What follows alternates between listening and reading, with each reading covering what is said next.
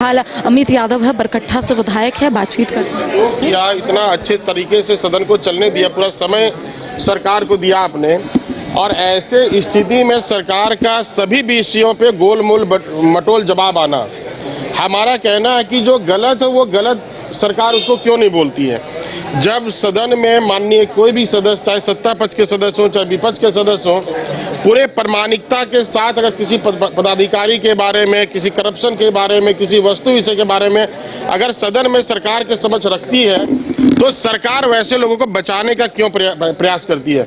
सरकार को समझना चाहिए कि राज्य में इससे बड़ा पंचायत नहीं है, और ऐसे स्थल पर अगर कार्रवाई नहीं हो, संतोषजनक माननीय सदस्यों को जवाब नहीं मिले, तो अब सरकार को ये जवाब देना चाहिए कि सदस्य क्यों नहीं संतुष्ट है। पहले तो यह आरोप रहता था कि विपक्ष वाले सदन नहीं चलने देते हैं, तो ऐसी स्थिति में सरकार सदन में भी विफल है, जैसे ये सड़कों पे विफल है, जैसे ये चौराहों पे विफल है, जैसे ये अपराधियों को लगाम नहीं लगा सकती, करप्शन को लगाम नहीं लगा सकती, बहु बेटियों की इज्जत को लूटा जा रहा है, यहाँ पे नौजवानों के रोजगार छीना जा रहा है, तो उसी प्रकार सदन में भी सरकार माननीय विधायकों का जवाब से बच रही है, जवाब दे नहीं पा रही है। अच्छा, कौन कौन से ज्वलंत मुद्दे सदन के पटल पर लाए गए? जैसे मैं बताना चाहता हूँ कि राज्य का सबसे बड़ा ज्वलंत मुद्दा आने वाले दिनों में पानी का है। पानी अगर सरकार नहीं दे पा रही है, चाहे वैसे कॉन्ट्रैक्टर को आपने जिसको काम दिया और वो काम अच्छे से नहीं किया, आपके पास पूरे प्रमाण है कि आपने गलत तरीके से पैसे को निकाला, जल जीवन मिशन का पैसे को निकाला, और पूरे प्रामाणिकता के साथ अगर सदन के पटल पे रखा जा रहा है, तो वैसे स्थिति में सरकार वैसे पदाधिकारियों पर, वैसे कॉन्ट्रैक्टरों पर क्यों नहीं कार्रवाई करती है।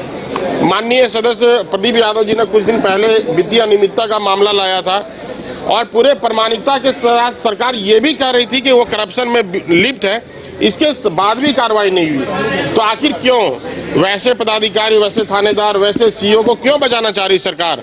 सरकार वैसे लोगों से वसूली का काम करवा रही है और कोई काम नहीं है यहाँ पे। अच्छा, विधेयक फिर एक बार सरकार लाना चाह रही है। बिल्कुल लाना चाहिए, मैं स्वागत करता हूँ। त्रुटि थी तभी तो लौटाया गया था, त्रुटि थी तो लौटाया गया था। ये विशेषज्ञ बता सकते हैं कि क्या त्रुटियां था, या फिर अध्ययन के बाद बताया जाता है कि क्या त्रुटि थी, और अगर लाया जा रहा है तो हम लोग उसका स्वागत करते हैं। समर्थन करिएगा? बिल्कुल 200% समर्थन करेंगे। तो देखिए, इस वक्त बरकट्ठा से अमित यादव मौजूद थे, जिनका स्पष्ट तौर पे कहना है कि जो विधेयक पूर्व में लाया गया था, जिसे यहाँ से सर्वसम्मति से भेजा गया था, राजभवन के माध्यम से केंद्र सरकार को भेजा गया था, एक बार फिर से उन विधेयक को सरकार लेकर आ रही है, तो बीजेपी का पूर्ण रूप से समर्थन भी होगा। तो देखिए, लगातार ये तस्वीर हम अपने दर्शकों को दिखा रहे हैं कि अब एक एक करके जो विधायक है अंदर जा चुके हैं, और लगातार जो मुद्दे हैं वो उठाए जा रहे हैं। देखिए, आज बजट सत्र का 18वां दिन है, और ऐसे में एक बार फिर से सत्ता पक्ष और विपक्ष आमने सामने हैं। जातीय जनगणना के साथ साथ नगर निकाय चुनाव को लेकर एक बार फिर से सियासत तेज हो गई है। विपक्ष का लगातार यही कहना है कि नगर निकाय चुनाव अगर सरकार कराना चाहती है तो जल्द करवाए, अगर सरकार की मंशा नहीं रहेगी तो सरकार इसी तरीके से टाल मटोल करेगी।